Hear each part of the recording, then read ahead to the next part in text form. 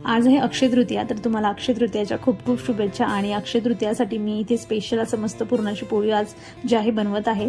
तर बरीच प्रिपरेशन माझी आधीच करून झालेली होती। इथे रशीसाठी जे आहे मी कांदा वगैरे भाजून घेतलेला होता। खोबरं जे आहे मी आधीच त्याचं भाजून वगैरे मस्त पावडर करून ठेवते, जेणेकरून आयत्या वेळेला घाई होत नाही। भात माझा इथे लावून झालेला आहे, पुरणाची तयारी करून झालेली होती। आणि भजी जे आहे तेही इथे मी पीठ जे आहे भिजवून ठेवत आहे। आणि थोडं प्रिपरेशन मी आधीच केलेलं होतं, जसं मी तुम्हाला सांगितलेलं। आणि त्यानंतर जे आहे मी इथे पुरणपोळी बनवायला सुरुवात केलेली आहे। आणि छान इतक्या सॉफ्ट मस्त फुलणाऱ्या ज्या पुरणपोळ्या आहेत इथे आज बनलेल्या होत्या। कधी कधी नशीबच चांगलं असतं की खूप छान न फाटता पुरणपोळ्या बनतात। तुम्ही इथे बघू शकता किती छान फ्लफी आणि मस्त नरम झालेली आहे पुरणपोळी माझी। तूप लावून जे आहे मी याला शेकत आहे। तुम्ही काय बनवलं मला कमेंटमधून नक्की सांगा। नंतर जे होते कुरडाई पापड वगैरे मी तळलेले। आणि पिया फार एक्साइटेड होती भजीसाठी, कारण तिला खूप आतुरतेने भजी खायची होती।